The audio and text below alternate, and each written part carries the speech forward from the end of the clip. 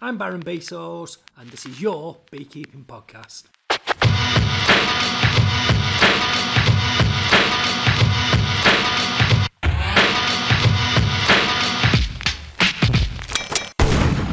Yeah, baby, buzzing. Right, let's get into it. Got a real treat for you guys today. Got a biologist on, and he's with the US Geological Survey. He's coordinated some amazing stuff, including the American Breeding Bird Survey, Amphibian Programme, BioBlitz, Cricket Crawl, Frog Watch, and he's currently working and monitoring the native bees of America. And if you go on discoverlife.org, you'll see some of his data and his amazing photographs, what he produces. You know him as the bee guy. Ladies and gentlemen, Sam Droege.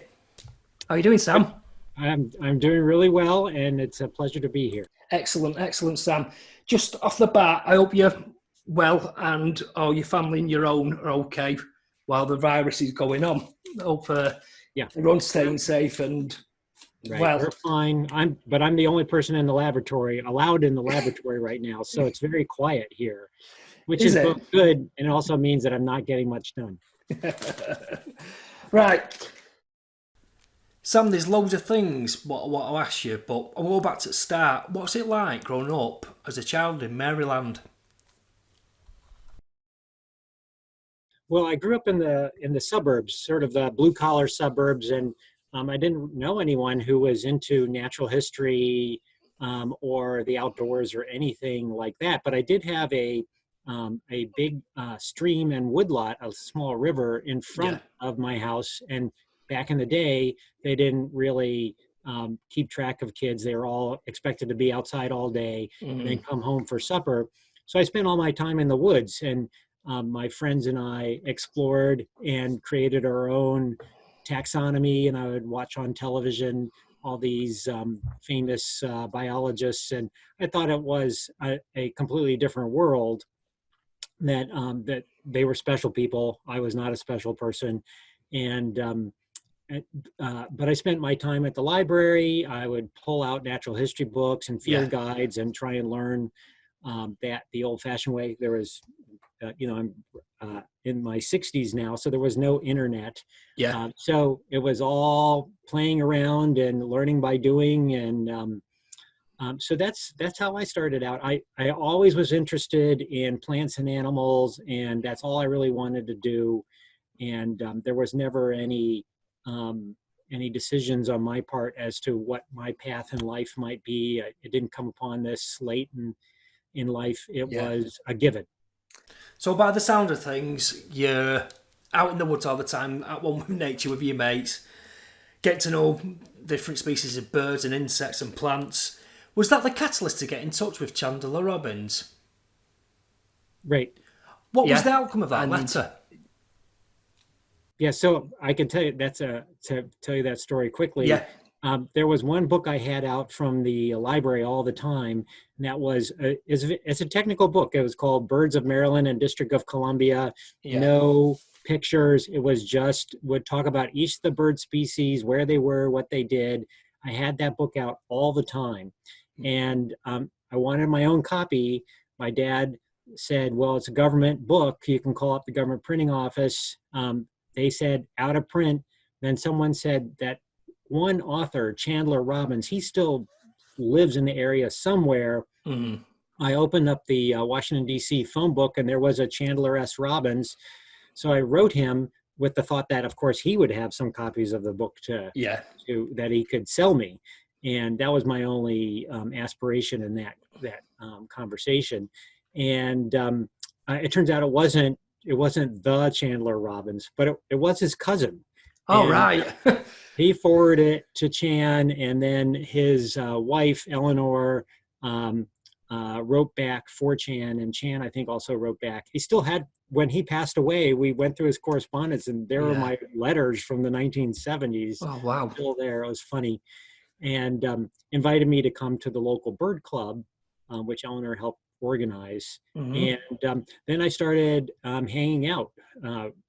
They didn't have citizen science and not even volunteers, but I would help out the researchers at the research refuge where I'm working now.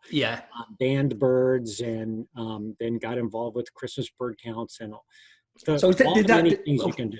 Sorry for interrupting, Sam, but did that get you in the Audubon annual and got you into that side of things? Yeah, I was almost because of the people who I ran into. I was almost all I did was do bird-related topics, Yeah, but they were also good naturalists. So they would point out the different flowers and the plants. So I learned them too, and the different kinds of amphibians and anything we ran into, insect-wise. That was a different story. I picked up most of that when I started going to college and taking entomology. yeah, yeah.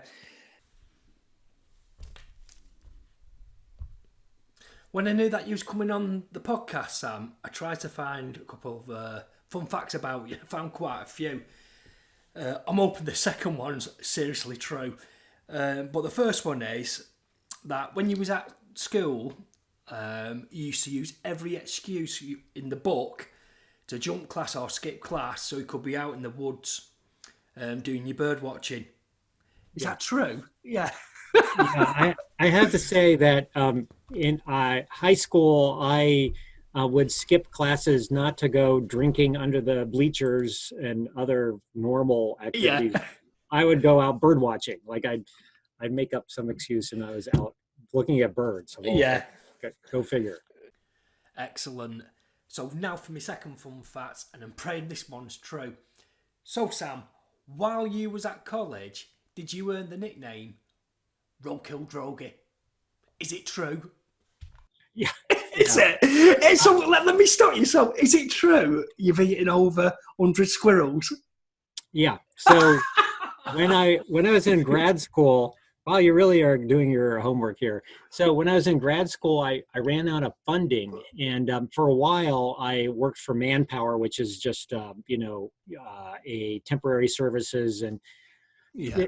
minimum wage, did all kinds of crazy things, and then finally I worked a job where I was cleaning out a rendering plant, Yeah. which is worse than you can ever imagine, but so bad that it was actually kind of interesting. But then I realized, like, you know, this is not serving you really that well. Just take out a loan. And then I just moved into my laboratory, and I would just sleep on pieces of cardboard at night.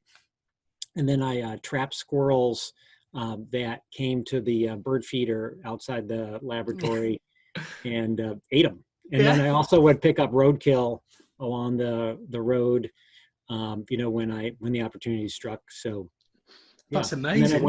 then I went to all the parties, so I could get free drink and food. Really? So yeah, I have my strategies. Excellent, excellent. Good times, eh? So you graduated, is it in 1985? Yeah.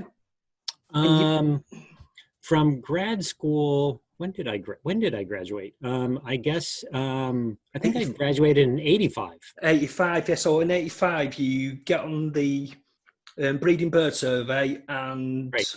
you also get the phenological gig. Is that right as well? Within a 6 year span. Well, initially I just was running the North American breeding bird survey, and then I transitioned to working on just developing more surveys, nationwide surveys for birds of different kinds, Yeah. and then started a program for a North American amphibian monitoring program, Mm-hmm. and developed several sort of projects for frogs and amphibians, salamanders there. Then moved on to more what I'm doing now, which I started working on bee surveys for pollinators. There's several Yeah. smaller surveys for butterflies in there too.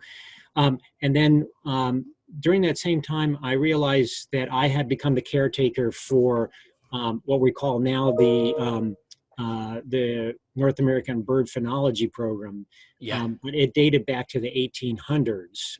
And what they did, to shorten a longer story, is they had correspondents, they would call them, they're really volunteers, throughout the US and Canada and some in the Caribbean and Mexico, who would track when birds arrived during migration and when they left during migration, Yeah. among other things. And these existed as millions of small cards in 35 or more file cabinets Yeah. Holding a 2 by 5 inch card. And so we decided that because of global climate change and other issues that we would start scanning in those cards, transcribing the data online. So we had online transcribers from around the world, actually. Yeah. And then we assembled a data set. We have a 1,000,000 record data set now of bird phenologies, which mostly is sitting over at Georgetown University at this point, where they're finishing up the final, as far as you can go. When you have 1,000,000 records, there's always things to do and problems to render, but we're wrapping up a completion of that data set. So Yeah. that's pretty exciting. Excellent. That was a side project, really. Really? Just a side project. Oh yeah, there's a lot of them. So I'm going to talk bees now, Sam, and you've had some really decent publications, and to name but a few is the DNA barcode for identifying native bees, alien bee species, and native bee inventory. They're all out there. It's priceless information, and if you're into this sort of stuff, have a search on the internet, go and grab it because it's there to be had, and you'll love trawling through it. Also, if you're watching this on YouTube, what I will do is I will put some images on from discoverlife.org, so while you're watching it you can see some of the stuff Sam does and produces. It's absolutely fantastic. But like I say, I urge you to go on discoverlife.org and have a look at it and see what it's all about. So Sam, when you start a new project, so let's say you've gone from, I don't know, Frog Watch, and you do a bit of BioBlitz, and then you're on the bees. Do you use the same format, or do you use a format where we can manipulate it, or is it just totally different? I would say each one is different because they all have different problems, and there's different ways of setting up surveys. Some may be online, others you have to use traps like you do with bees, and others are observational.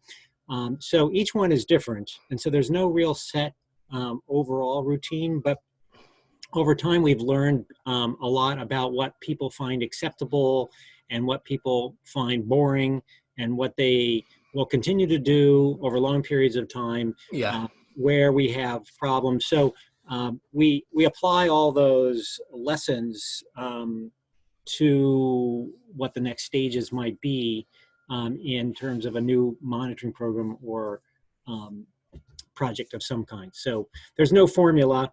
It all has to be tweaked. And the statistics are always different too, because each critter has its own problems, sampling strategies. So how big's your team then, Sam? And when you're in the lab, when you're delegating jobs out, is it a case of just jumping and get your hands dirty, or do you like certain people for certain roles?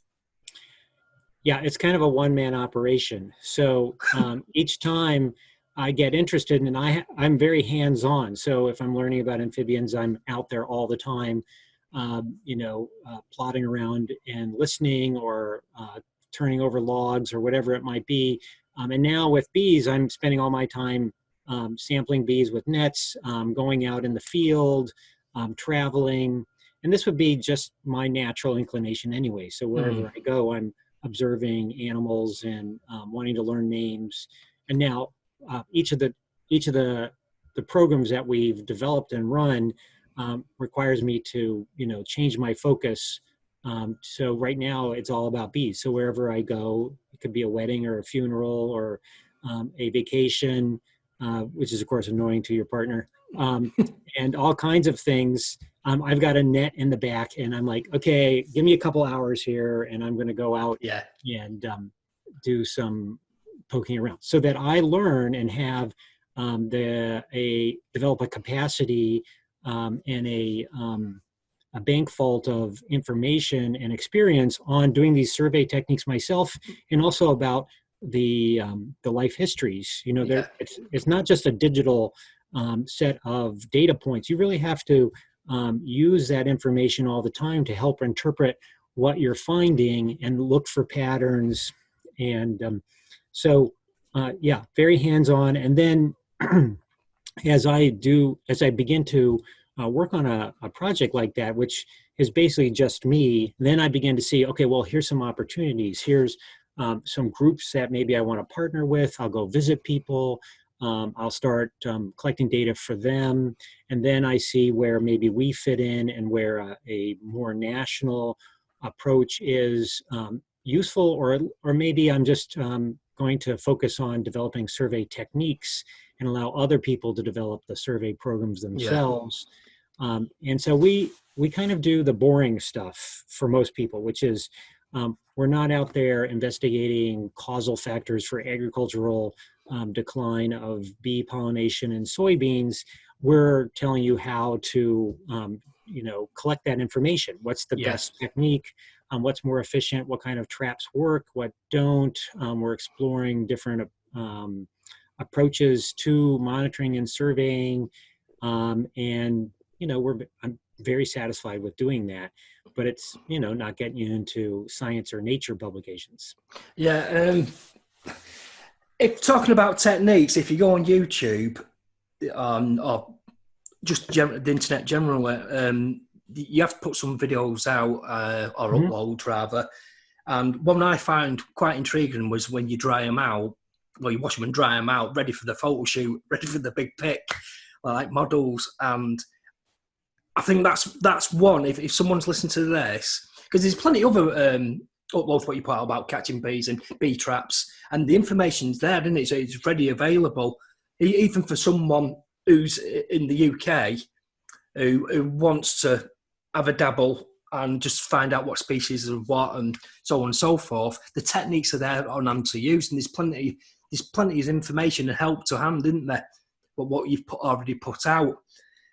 So Yeah, the monitoring techniques that we've developed over here in North America really completely apply to all of Europe, and in most parts of the world. So in some environments, particularly tropical jungles, you have to do some different things, but mostly you can use the kinds of things that we spend most of our time over here working on are applicable elsewhere. have you noticed anything what's given you cause for concern or are raising alarm bells in your head once you're getting in the data? Is it not coming in quick enough? Is it coming in too fast for you to deal with? Or is there a lack of education revolving around the information? Because when bees decline, it's a telltale sign that people start reacting. Mhm. Is there something in your data where you look at it and you think, wow, at a certain point in time, we're going to have a bit of a problem here? Does that make sense, Sam? Yeah, I think so. There's a couple of things going on. One is that we actually just have really lousy information about bees in North America, particularly compared to the UK. So in the UK, I think you have a very stable list of the native, non-native bees that occur um, occur there.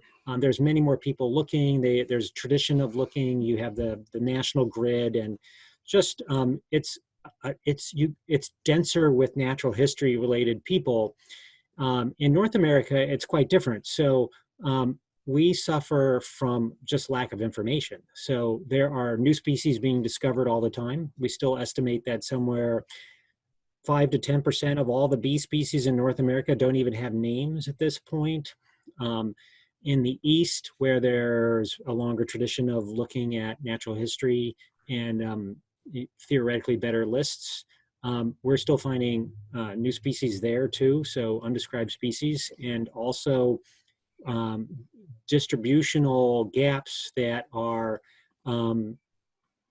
that are hundreds of miles apart. So we are now documenting what would appear to be range extensions, but really are just the fact that no one's looked. And Yeah. so we're seeing bees 100 miles from the nearest record. And is it that they've moved there? And the answer is almost certainly no. So given that we have a poor historic record and that we have only a few people looking now, most of the research now is more ecological, which is appropriate. You don't have that old-fashioned natural history, like let's go out and look for the rare bees on the rare plants. You're right. And you have, so I have a concern just with the fact that we know so little. And so that's something we're trying to up with our national database, and also helping other people to get appropriately identified specimens, and to encourage them by giving them targets each month to look at some of these plant groups and plant habitats. One thing that, again, that we're trying to raise awareness over, and I think is a big issue, is that plant diversity is the main problem and the main driver in the conservation of bees. And the reason for that is that most, maybe not most, but a good proportion of the bees in the United States, and to some extent in Europe too, but focusing over here, are highly specialized. In other words, if you don't have willow trees, you don't have a whole series of bees that only collect pollen from willow trees.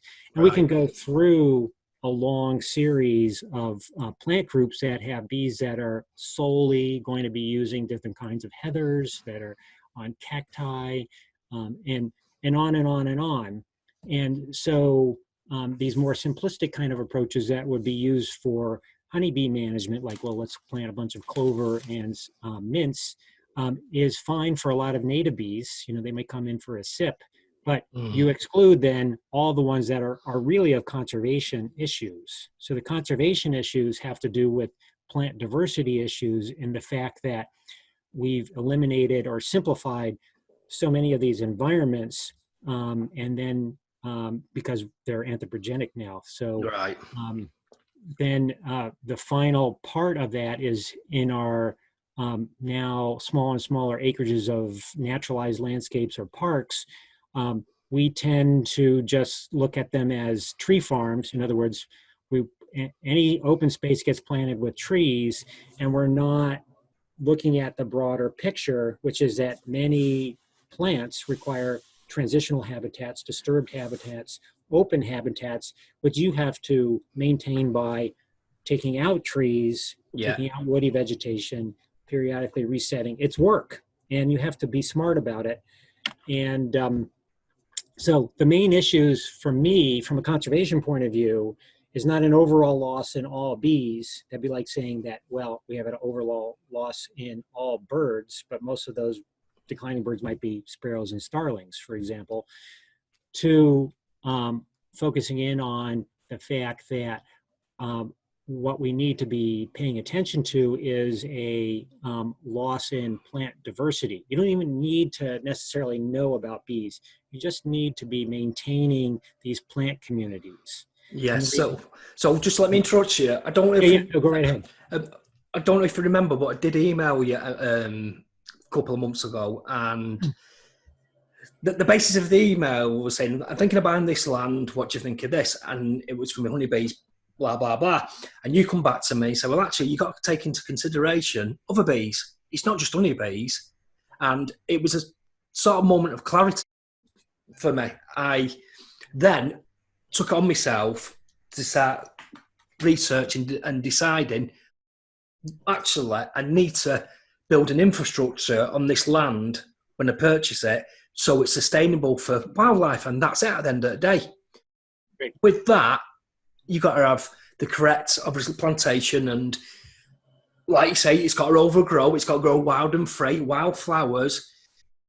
That you've got to give something a chance, and that's it. It's all very well having nice lawns and it all looking pretty and nice, and that sort of manufactured garden, but how about just let it go free and let's see what happens in your garden? And that's sort of my attitude. So from there, I come full circle, and then I started reading more of his stuff, reading a lot of his publications, and a lot of what he say, it just makes total sense. And I do think at some point in time, people will be going back to your early publications, say, actually, the keys in some of this stuff here, have a look at it. Everything fell on deaf ears at the time when I was telling people about it, you know, and I think that's the way forward. So that comes to my next question. I've got a small garden, and maybe someone who's listened to this wants to, well, actually, I fancy introducing a bit of insects and wildlife. I don't want it to take over my full garden. I just want a small bit. What can they do, Sam? So I come back to this notion of diversity of plants. So rather than concentrating on the details of what kinds of wildlife and what kinds of insects and what kinds of things are related, you can learn that. But I wouldn't start with that because often it's overwhelming. And I would look at any landscape, be it a small, tiny bit of land behind your row house to your estate, as a place that you can reintroduce a diversity of plants. Because when you're dealing with insects, you're dealing with very small creatures. They don't need this elk, bison, muskox level landscape to roam around in.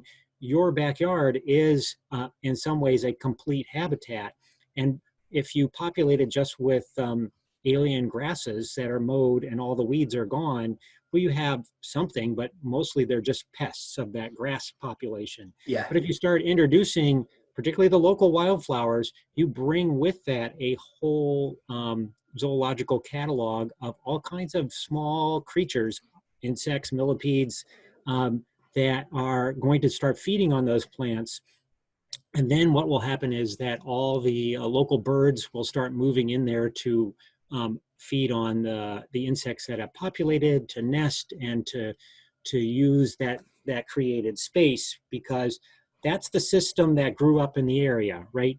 If you bring in mostly plants from other parts of the world, then you actually don't bring anything else. You bring in those plants, they're very derived, they're probably bred by breeders to produce a certain kind of flower size and shape, not much nectar and pollen often, and they certainly aren't supporting the local wildlife. So they may attract a few things, but what we're looking for is support rather than attracting. So supporting the local wildlife is bringing in a lot of native plants back into your altered landscape, i.e. lawns. Yeah. And even one or two plants really is a help at that scale.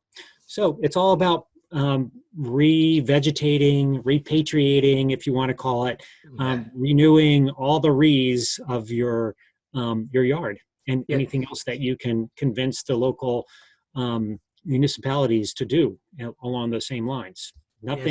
There's nothing that says that everything has to be lawn, neat and tidy and trim, but just one hint here is, before people go out of control and just stop mowing their grass and having the neighbors complain and whatnot, the key always is keeping the man-made objects. Your house should have good bedding plants. Your sidewalks should be trimmed out with a nice string trimmer. Your presentation at the front, at the edge of the road, should be ultra trim. And then everything else is on you, right? But you have kept the agreement with the neighborhood, because we don't know quite what you've done, but you've done it on purpose, and we see, that you're still alive in your house, and that you're taking care of your property. And so that's the key, is not walking away from your job of maintaining things so that it looks good for your neighbors, is just changing that behavior. Yeah, so the message is, in essence, plants and wildlife, they work hand in hand with each other. That's it. If you want to eat, and if you want things out in life, you better start growing. That'll be my message. Yeah. In 2017, Sam, you did a TED Talk. Absolutely amazing. Go on YouTube. You can check it out. It's brilliant. It's got some of your work, some of your photographs, what you've done. Off the back of that, did you get much interest into what you was doing? You're going to have to remind me, what did I do in 2017? The TED Talk. Oh, the TED Talk one. Yeah. We have lots of bits, because everything we do is public domain. We have lots of different kinds of audiences that we're reaching in different ways. Just our pictures, for example, are, we're getting millions of views. I don't know, I think we're at 60 million views right now. And they're used widely because they're all public domain, including, by the way, a lot of European bee pictures. Yeah. I'm working on some Slovakian ones right now. And then we're on Instagram and Tumblr and Twitter and whatnot. So it's hard to say what the value of the TED Talk was.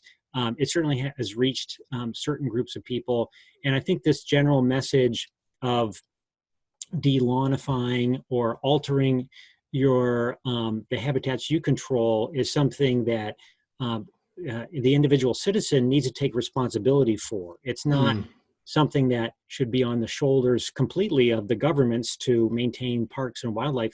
You have a small piece of land, most people do, that you control, and that was a beautiful, biodiverse native habitat at one point in history, and now probably is not. And you can make a contribution. Yeah. That's sort of my conservation message. And then if you want all the nerdy little details about all the lovely interactions between specific plants and specific bees, we can give that to you too, but most people don't want to go that far. I mean, it's all on that website though. If you go on that, is it discoverlife.org? Mm-hmm. The data, it's absolutely, there's a catalogue there, and the world's your oyster. You just go on it, and you can educate yourself by just having a play around with it, I suppose, and just finding out stuff about different insects. I mean, because you do cover insects on there as well as bees, don't you, as well? So there's plenty to go at, isn't there? There's no excuse really. If you want to try and understand on something else on a different level, I'd point people to that and just give it a whirl and try it and check it out. You know, it's amazing. Right. The other thing what I want to bring up, I want to be a bit light now, is the jar app. Can you hear me? Oh, sorry. Well, the other thing what I want to bring up, I want to be a bit more light-hearted now, is the jar app. I've seen a couple of... yeah. Where do we get one from? We usually call them Jews harps. And so, it's something that around the world is used and modified in different ways. And yeah, like I have Jews harps in my car when I drive, and although I shouldn't be playing while I'm driving, but every once in a while, on those long stretches. So yeah, that's one of my obscure skills. So, right, it's called a Jews harp. Well, we call it Jews. In North America, we'll call it Jews harps. You go to each of the countries, in each of the European countries, we'll call it a different thing. What made you pick it up and have a go of it? Just out of intrigue. Oh, I've been involved with traditional song and dance and music groups from the 1980s, and so I play a little bit of piano and do percussion, play baron, foot percussion, bones, all these sort of traditional, obscure, percussive types of interests. And Jews harps had always interested me, but the kind of Jews harps that you could get at the local music store were frankly pieces of junk. And so you would try to play them and it would be like, this doesn't really do anything or doesn't play well. And then only gradually over time did I discover the people who, basically by hand would make these traditional musical instruments. The ones I like the most right now I think are from Romania, or was it Bulgaria? I can't remember. But there are groups who now precisely manufacture these things, and you can, I have keyed sets that I play that are tuned.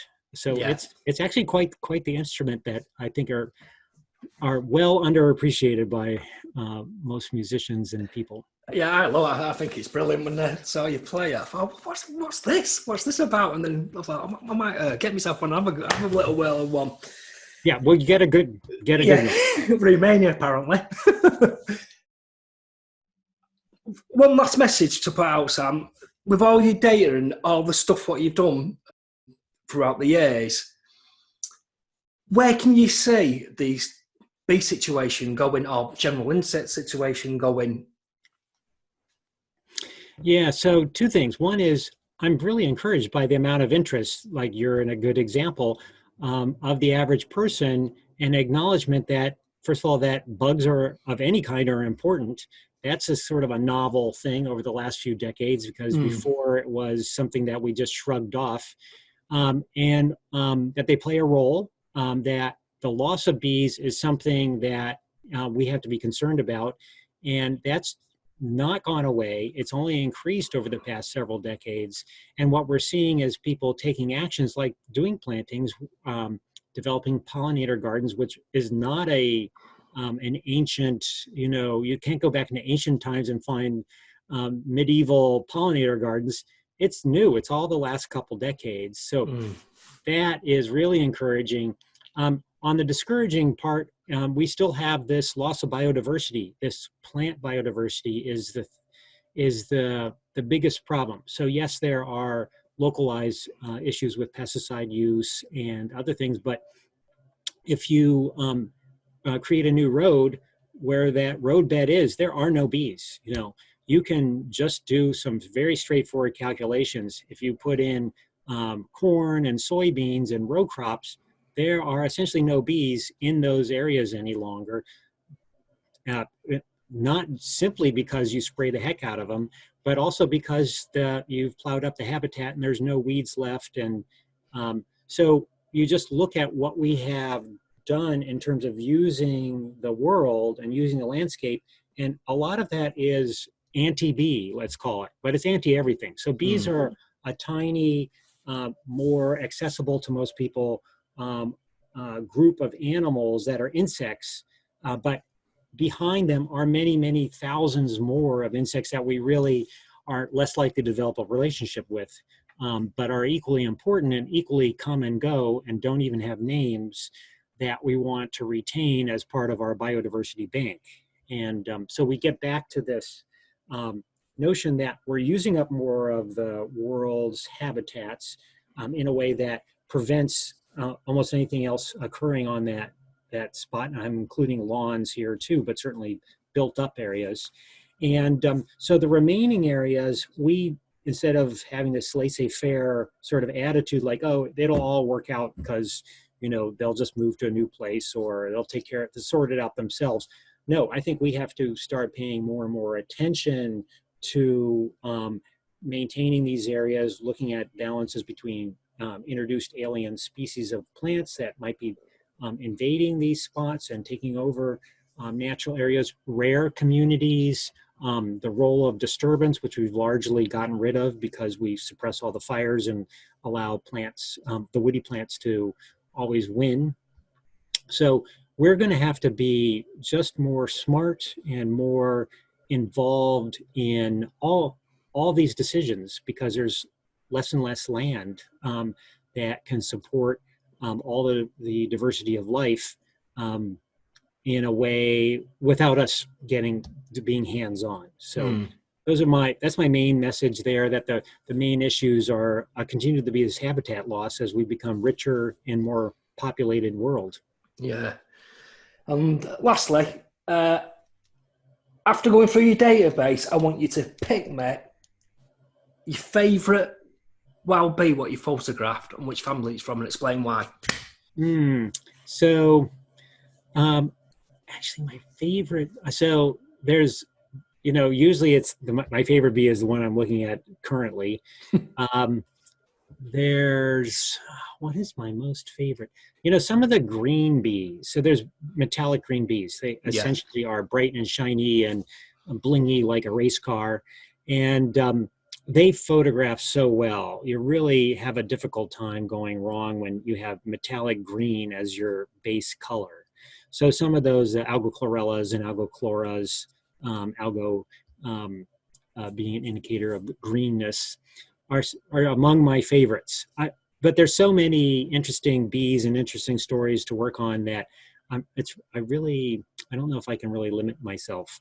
I do have a group though that I work on because it's taxonomically tricky. They're also beautiful, but mostly it's a challenge, and that's a genus of bee. It occurs in the UK and Europe too, called Nomada. And Nomada are nest parasites on other bees, mostly the genus Andrena, which are mining bees. And they look like wasps because basically bees are wasps. And so the bees that parasitize other bees, lay their eggs in the nest of other bees' nests. What's going on there is that they have no need to carry pollen and nectar, so they look basically like wasps because they don't have to have the bee tools necessary for moving and working with the pollen like the hairy or other bees do. So they're also full of reds and yellows and stripes, and you can do a Google search on these. They're relatively common. You can go out this time of year in the spring and see them both in Europe and in North America, right in your gardens on plants. And you might think of them as wasps initially, but a little more inspection, and you'll see that they're actually a beautiful set of bees, which we don't know that much about. Sam, it's been absolute pleasure, and I really appreciate you coming on. Hopefully you'll come on again when I'm a bit more straighter. I'm just doing a bit of building work at the moment in my house, and the studio will be done soon. But that's a different story. Ladies and gentlemen, I want you to thank a very special guy, the bee guy. That was Sam Droege. Thank you very much. I'm honored. Thank you. Follow me at Baron Beesores on Twitter and catch up with all the latest podcasts on YouTube, iTunes, SoundCloud, Spotify and Tuned In. Thanks for listening.